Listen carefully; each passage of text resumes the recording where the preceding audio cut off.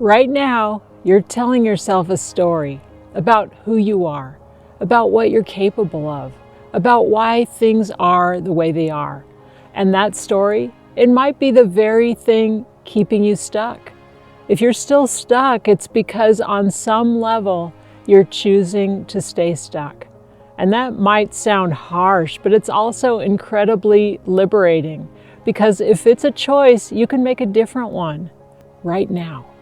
I'm Lynn Weimar, and today I want to show you how to recognize the stories you're telling yourself and how to rewrite them so they set you free instead of holding you prisoner.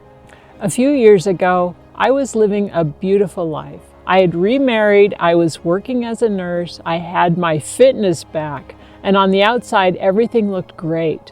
But inside my head, it was a different story.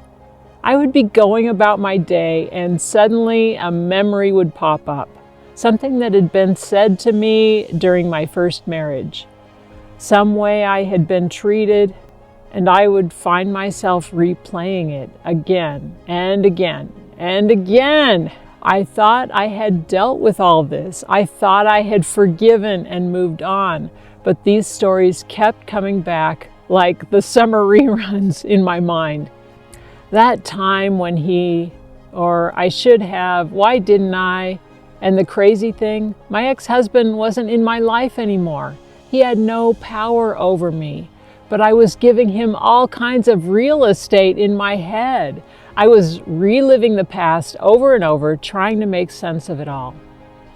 I was trapped, not by what had happened, but by the stories I kept telling myself about what had happened. Here's what I came to understand. We are story-making machines. Every single one of us, our brains are constantly trying to make sense of things. Something happens and immediately we create a narrative around it. We assign meaning. We draw conclusions. We predict what's going to happen next based on what happened before. And we believe these stories. We believe them so completely that we don't even realize we're telling them. Let me give you an example. In third grade, I was at a friend's house to work on a school project together. I was excited about it. It made me feel like one of the big kids. But my friend looked at me and said, "You like this, don't you?" And I did up until that moment. Suddenly, I wasn't so sure. Was I not supposed to like it? Was that not cool? And then something shifted in me that day. I learned it was better to put things off until later. Play first, wait until the last minute, and then scramble to finish. I carried that identity around with me for decades. I'm a procrastinator. Now here's the truth. I'm not a procrastinator. That's just a story I told myself based on one moment in third grade. A story I believed so deeply that I made it true by living it out over and over. We all do this. We create identities that feel safe to hide behind. And then those identities become prison. The stories I was telling myself about my first marriage were keeping me in victim status. I was replaying all the times I felt silenced, devalued, powerless. And here's what my brain was trying to do. It was trying to validate to myself that leaving had been the right decision. It was trying to piece it all together so I could finally have peace. But the opposite was happening. The more I replayed those stories, the more stuck I became. I thought I would live in that mountain paradise for the rest of my life. I thought my kids would bring their kids there to play in the hills like they had done. That was my dream. So when my life took a completely different turn, divorce, single mom, tiny apartment, starting over, my brain couldn't reconcile it. How did I get here? This isn't what I had planned. And so the stories kept playing, trying to make sense of it all. But here's what I finally realized. These stories weren't about me. They never were. When someone treats you poorly, that's their story. That's about what they believe, what they're going through, what they're carrying. It has nothing to do with your worth. And when I hold on to those stories and keep reliving them, that's me choosing to stay in prison. And that's me becoming my own perpetrator. The breakthrough came when I learned to ask myself one simple question. Is this story serving me? Those memories of my first marriage, were they serving me? No. They were keeping me stuck in the past. They were keeping me from being fully present in my beautiful new life. The story about being a procrastinator, was that serving me? No, just making me more likely to procrastinate because that's what I believed about myself. And then I learned something even more powerful. I could change the frame around my stories. Instead of "this happened to me," I could choose "this happened for me." Everything that happened in my first marriage, all the difficulties, all the pain, all the ways I felt diminished, every single bit of it brought me to where I am today. It made me who I am today. It gave me strength that I didn't know I had. It taught me resilience. It showed me what I'm capable of. It gave me a message to share with other women who are ready to step into their power. And when I started looking at my past through the lens of gratitude instead of regret, everything changed. The stories lost their power over me. I didn't have to keep proving to myself that I made the right decision. I didn't have to keep reliving the pain. I could just be grateful.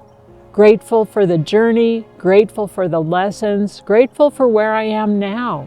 So, how do you start changing your stories? First, you have to recognize them. Pay attention to your thought. What are you telling yourself on repeat? I'm not good enough. I always fail. I'm too old to change. Nobody will ever love me like this. I'll never lose this weight. Those are stories. They're not facts. They're interpretations. They're beliefs you've collected over time. Here's what I do. I take the story and turn it around. I look for examples of how the opposite might be just as true or truer. I'm a procrastinator becomes I get things done when they matter to me. I always fail becomes I've succeeded at many things and I've learned from my setbacks. I'm too old to change becomes I'm constantly growing and evolving. I went to nursing school at 50 for crying out loud. I earned my master's at 57 and I became an Ironman at 63. Age gives me wisdom, not limitations. You don't have to believe the news story completely at first. You just have to open yourself up to the possibility that it might be true.